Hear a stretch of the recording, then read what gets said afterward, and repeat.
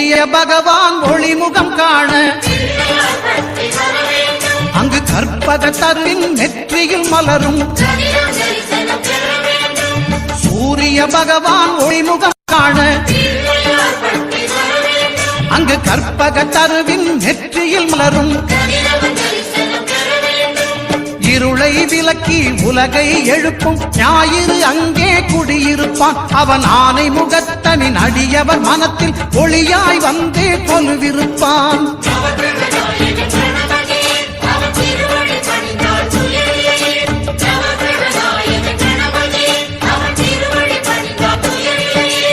ஒன்பது கோளும் ஒன்றாய் காண